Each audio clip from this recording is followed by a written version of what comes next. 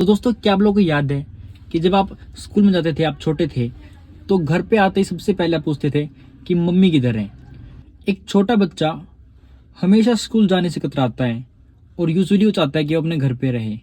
और कुंडली की फोर्थ हाउस से हम देखते हैं हमारा कंफर्ट, हमारे चार दीवारी जो हमारा घर होता है वो, और हमारी माँ। और इसके अलावा ये घर व्हीकल्स का भी है। कुंडली की फोर्थ हाउस से पानी, सुख, जेवर, इन सभी चीज़ों को भी हम देखते हैं।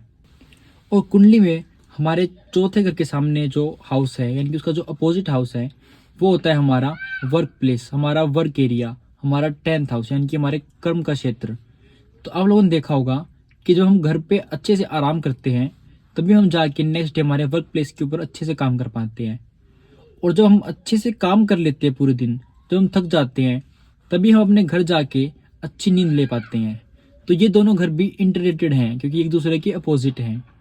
क्योंकि ये घर हमारे कंफर्ट का है, तो वहीं हमारी मेंटल स्टेबिलिटी भी इसी घर से देखी जाती है।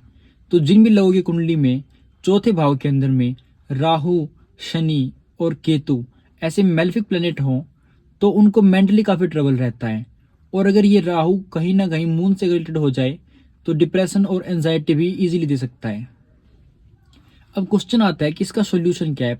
तो अगर आपको मेंटली प्रॉब्लम है, तो सबसे पहले आप अपने स्लीप साइकिल को सुधारिए। आपको एक टाइम फिक्स करना होगा कि आप इस टाइम सो जाएंगे और आप इस टाइम उठेंगे।